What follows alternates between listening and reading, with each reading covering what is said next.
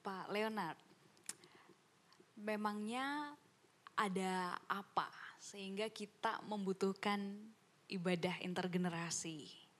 Tadi sempat Bapak udah spill ya tentang segregasi dan sebagainya.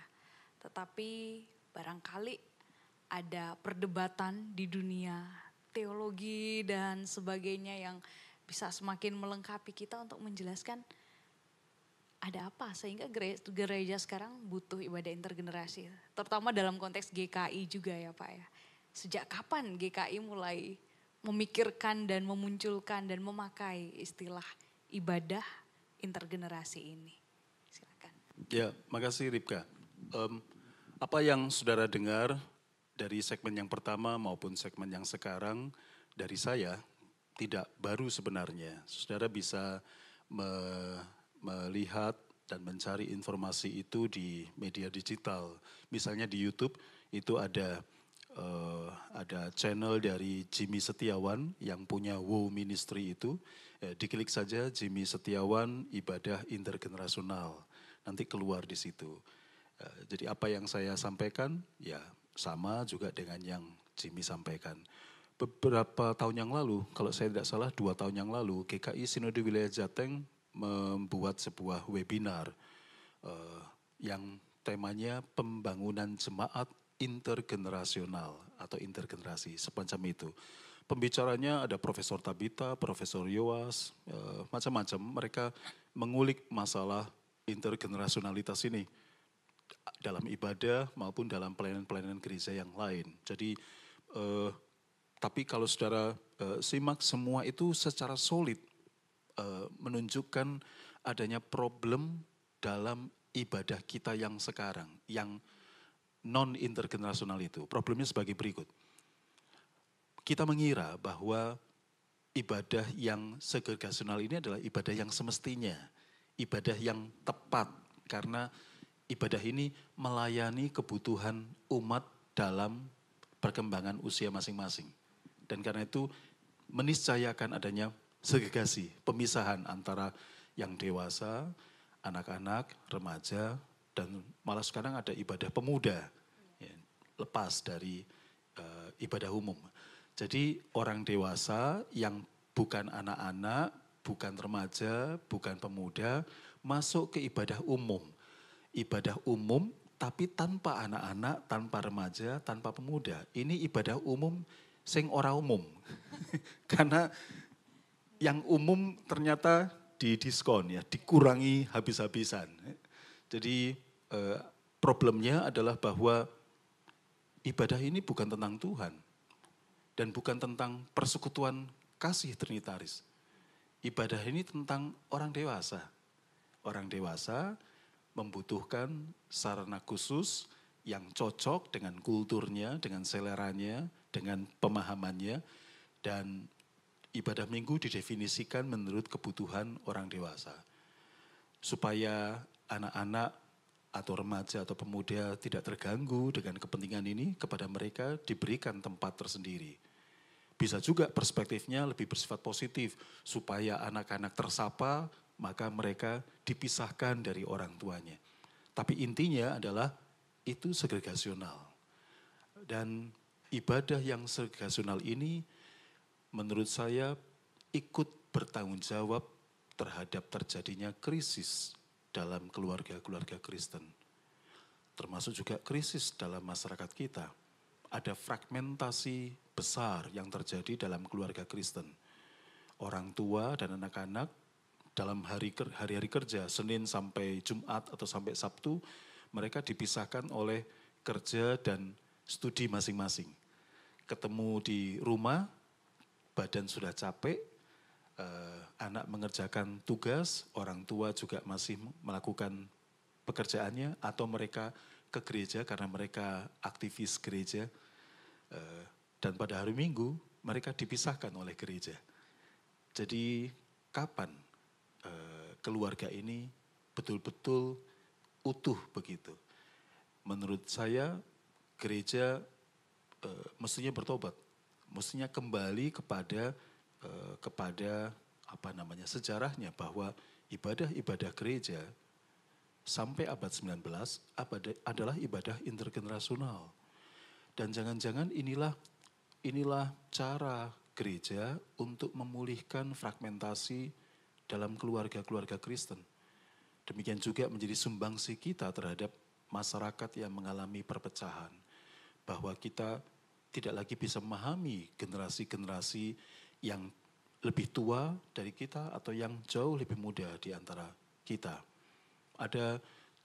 Kita juga mestinya berani untuk menolak tuntutan bahwa ibadah harus relevan buat saya. Karena mindset ini sebenarnya adalah mindset konsumen. Ibadah ini harus bermakna buat saya, harus relevan buat saya, harus bisa berbicara kepada saya. Kalau mindsetnya seperti ini, sejak dari awal ibadah bukan tentang Tuhan, tapi tentang kita. Kita menuntut sesuatu dari ibadah ini. Padahal seharusnya kita menuntut diri kita bahwa kita harus datang sebagai sebuah bentuk gratitude, ucapan syukur kepada Dia yang telah memelihara dan menyelamatkan. Dan bahwa kita menjalani ibadah ini bersama dengan generasi-generasi yang berbeda dengan kita, itu juga melatih kita untuk peka pada kebutuhan orang lain, menghormati kebutuhan orang lain, dan menanggung penderitaan yang wajar. Menanggung penderitaan yang wajar oleh karena lagu yang dinyanyikan bukan lagu saya, bukan genre musik yang cocok dengan saya, atau khotbah yang disampaikan bukan khotbah yang tepat dan berbunyi buat saya. Tapi kalau kemudian saya menilai khotbah, baik buruknya khotbah, apakah tergantung dia menyapa saya atau tidak, ini berarti tentang saya, bukan tentang Tuhan. Andai kata misalnya kita mendengarkan khotbah dan khotbah itu tidak mendarat dalam hati kita ya. Dan kita merasa tidak dapat apa-apa dari khotbah itu. Mengapa kita tidak bergembira oleh karena khotbah yang tidak berbunyi kepada kita itu, dia pasti berbunyi kepada seseorang atau beberapa orang dalam ruang ibadah itu. Bahwa khotbah itu menyapa mereka. Walaupun tidak menyapa saya, mengapa saya tidak gembira untuk orang itu? Mengapa saya menuntut relevansi ibadah itu terkait dengan kebutuhan saya? Kita telah bermetamorfosis dari produsen menjadi konsumen. Kita telah mengubah ibadah bukan sebagai bentuk ucapan syukur, tapi sebagai komoditas. Kita mengaborsi dan membunuh hakikat dari ibadah sebagai bentuk bahwa kita adalah hambanya dan Dia adalah Allah kita. Kita ubah menjadi sebuah perform di mana kita datang dan membayar perform itu. Walaupun perform itu atas nama agama misalnya. Ibadah intergenerasional, shortly ya, pendeknya adalah dia mengingatkan kita bahwa ibadah Kristen seharusnya tidak segregasional. Dan yang kedua, ibadah ini memulihkan keluarga, sekaligus juga menyadarkan kita tentang mindset yang tepat untuk kita memandang ibadah. Bahwa kita ini datang untuk bersyukur, bukan untuk membayar perform atau untuk mencari relevansi dan kesenangan buat diri pribadi. Rupanya dalam satu frasa kalimat kata ya, di balik ibadah intergenerasi itu ada concern untuk beberapa isu sekaligus ternyata ya Pak ya, yang sudah disebutkan tadi.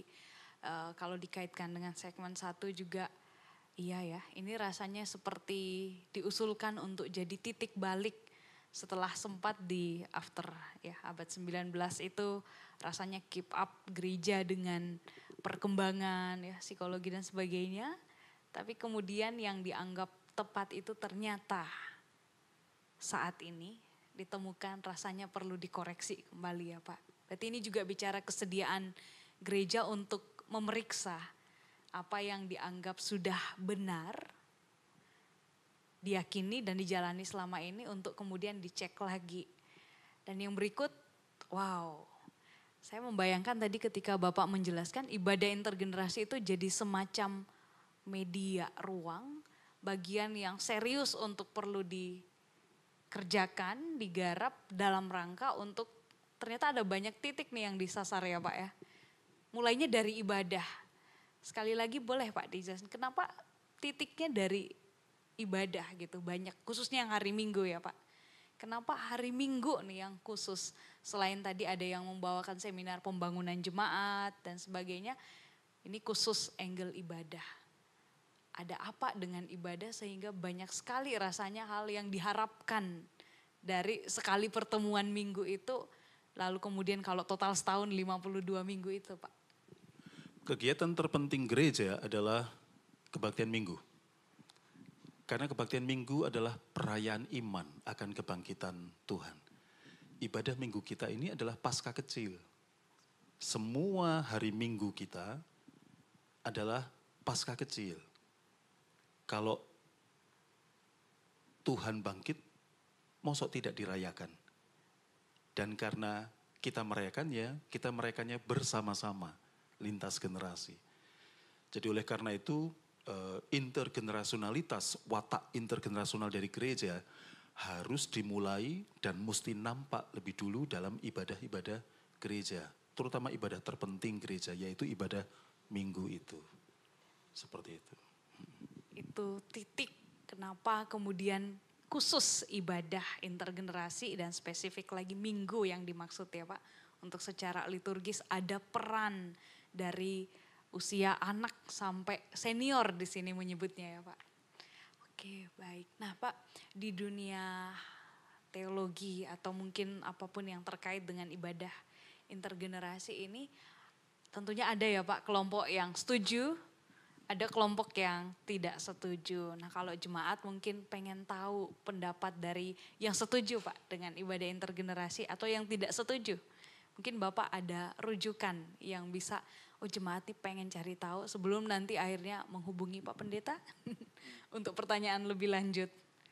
Ya, saya kasih contoh di jemaat saya di GKI Sidoarjo. Ketika kami beberapa waktu lalu memutuskan untuk membuat kebaktian semi intergenerasional. Ya, kalau di Sidoarjo ya. Kami masih semi intergenerasional karena anak-anak hadir dari awal kebaktian sampai selesai ordinarium pembacaan Injil. Jadi kalau Injil sudah dibacakan, lalu kan ada ordinarium. Ya. Nah ketika nyanyian ordinarium itu selesai, pendeta atau pelayan firman turun dari mimbar, lalu anak-anak datang mengumpuli, mengepung dia di altar begitu. Lalu jika dia adalah pendeta, dia memberikan berkat dengan penumpangan tangan. Jadi bukan sekedar doa berkat, tapi berkat dengan penumpangan tangan kepada anak-anak. Agar sesudah mereka menerima berkat, mereka lalu keluar dari gedung gereja dan berbagi di ruang kelas sekolah minggu masing-masing. Mereka baru kembali ke gedung gereja jika sekolah minggu mereka sudah selesai dan mereka masih punya beberapa menit terakhir untuk bergabung dengan orang tuanya di ruang ibadah utama. Seperti itu. Masih semi intergenerasional. Kalau mau full intergenerasional, anak hadir dari awal sampai akhir di dalam ruang ibadah, mereka mendapatkan pelayanan firman juga di dalam ruang ibadah. Misalnya si pendeta atau pembina jemaat anak atau guru sekolah minggu. Sebelum pendeta khotbah, dia khotbah dulu. Di depan anak-anak, di depan orang tua gitu. Nah sesudah anak-anak selesai, baru mendengarkan pelayanan firman dari guru sekolah minggunya. Mereka bisa stay di dalam ruang ibadah atau mereka keluar ruang ibadah untuk beraktivitas. Untuk melakukan aktivitas outdoor begitu ya. Relevansi dari cerita yang mereka dengar misalnya gitu. Sesudah itu mereka gabung lagi. Misalnya waktu persembahan atau menjelang doa syafaat misalnya, itu bisa diatur gitu. Nah itu yang disebut dengan kebaktian intergenerasional. Tapi poinnya adalah bahwa anak bersama-sama dengan orang tuanya mengalami suasana dalam ibadah ya. Dan mereka tersapa, resepsi mereka, pengertian mereka tentang teks bisa beda. Tapi teks yang dibacakan sama ya, dari leksionari. Ada dua respon yang menarik dari jemaat saya. Yang satu dari seorang bapak-bapak yang merasa terganggu dengan kehadiran anak-anak ini, gitu. Mereka merasa anak-anak ini annoying, gitu. Dan mereka atau si bapak ini tidak bisa kusuk, ya, khidmat, mengikuti ibadah oleh karena anak-anak rame. Ya anak-anak memang pasti rame, karena itu memang natur anak-anak. Tapi orang dewasa kan bisa belajar. Orang dewasa bisa belajar untuk mengembangkan toleransi terhadap noise anak-anak. Ya. Di sisi lain ada oma-oma yang datang kepada saya dan mengatakan bahwa dia justru senang kalau anak-anak dalam ibadah mendengarkan firman Tuhan dan kemudian mendapatkan renungan akan firman Tuhan di ruang ibadah. Karena bagi oma ini lebih mudah mendengarkan dan memahami cerita dari guru sekolah minggu daripada khotbah pendeta. Jadi dia mendapatkan sesuatu justru dengan menumpang pemberitaan firman guru sekolah minggu. Karena tentu guru sekolah minggu berkhotbah atau bercerita dalam bahasa yang lebih mudah dipahami gitu. Biar nyambung dengan anak-anak. Oma-oma ini cocok gitu. Dibikin begini saja terus Pak Pendeta. Jadi itu ini ya perbedaan sikap antara yang pro dengan yang kontra ya. Tapi kami di Sidoarjo juga sedang memperbaiki diri ya. Satu-satunya kebaktian minggu yang intergenerasional adalah saat ketika kami melayankan perjamuan kudus. Karena anak-anak dilibatkan dan mendapatkan bagian dalam perjamuan kudus itu. Untuk bagian yang kedua ini Pak, boleh kembali Bapak mengingatkan kepada kita apa yang jadi kata kunci. Mengapa ibadah intergenerasi itu penting di GKI, yang menjadi latar belakang ini kemudian muncul dan bahkan diterapkan di tempat Bapak? Saya rasa GKI sedang dalam usaha untuk mulai menyadari bahwa ibadah kita yang bersifat segregasional itu ternyata bermasalah. Karena memperbesar kesenjangan generasi dalam keluarga juga dalam gereja. Maka cara untuk menyikapi hal ini adalah kembali kepada tradisi gereja, kembali pada tradisi persekutuan dalam jemaat di masa kitab suci yang berkumpul bersama-sama antara anak-anak, orang tua, kaum senior. Dan mungkin inilah cara yang dapat kita kembangkan, bukan hanya untuk memperkaya ibadah, karena masing-masing generasi bisa menyumbangkan diri mereka masing-masing, bisa memberikan bentuk-bentuk ucapan syukur yang saling melengkapi, dan antar generasi bisa belajar toleransi antar mereka, kebutuhan-kebutuhan yang berbeda itu diakomodasi dalam kebaktian intergenerasional. Tapi juga yang paling penting adalah ibadah intergenerasional ini punya daya kritik untuk memulihkan dan menyembuhkan krisis sosial, fragmentasi dalam keluarga dan masyarakat kita. Obat untuk kita memulihkan keluarga bukan dengan mencerai-beraikan mereka dalam ibadah umum di hari Minggu. Obatnya adalah pulihkan dimensi kekeluargaan itu dalam ibadah Minggu. Semua anggota keluarga datang bersama-sama, pulang bersama-sama juga. Mungkin itu cara kita juga sumbangsi gereja, sumbangsi GKI terhadap masyarakat kita. Terima kasih Pak. Jadi cukup jelas apa yang menjadi concern di balik ibadah intergenerasi ini dan mengapa gereja perlu melakukannya.